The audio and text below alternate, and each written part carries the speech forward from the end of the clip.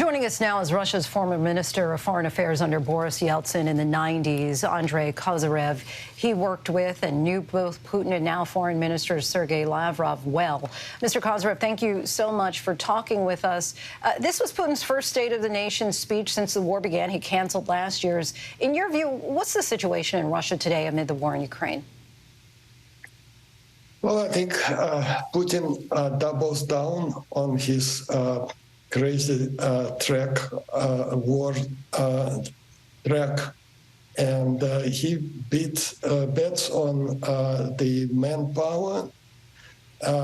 He has almost unlimited cannon for this war, and he has an advantage as of today of bombarding Ukrainian cities and infrastructure and killing people, even as President Biden spoke in Warsaw, from a sanctuary, that is from those parts which cannot be reached by Ukrainian artillery. That's why Ukraine is looking for a long-range missiles or whatever delivery systems to strike back. Just today, Putin announced that he's stepping back from the New START treaty. Is this about sending a message to Washington? And if so, what's the message?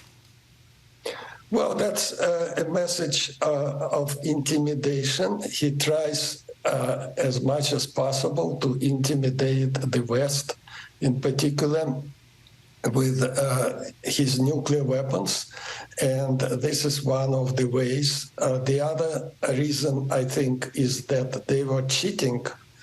They have been cheating for some time on the terms of the agreement, so they know that sooner or later the United States will be negative on that, so they want to preempt. And thirdly, they try to turn tables, so to say, on China ally. You know, that's Kremlin's type of alliance. They turn tables on China because they would say that China should join any further agreement. And in the United States, there are many observers who think the same. So he has kind of three birds with one shot. Today, the U.S. Treasury Department announced steps to improve sanction enforcement and implement new restrictions to further cut off Russia's military from much-needed supplies. Meanwhile, Putin says that the Russian economy has proven resilient amid the Western sanctions. What's really the reality there? Well, the export controls, if they are enforced more and more seriously, they are important tools in America, because America has, of course, technological advantage, but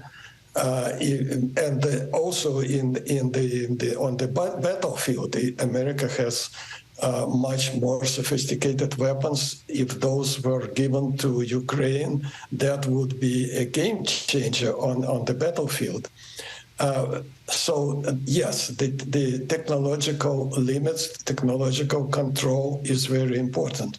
But otherwise, Russian economy is very primitive, low sophistication kind of machine, but that might go on for a long time. It's almost Soviet-type economy, and that might go on. And the war on this level, on today's level, mostly on the level of the former Soviet kind of equipment, that might go on for long. They are able to produce those kind of things.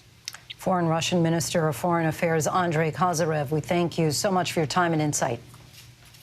Thank you.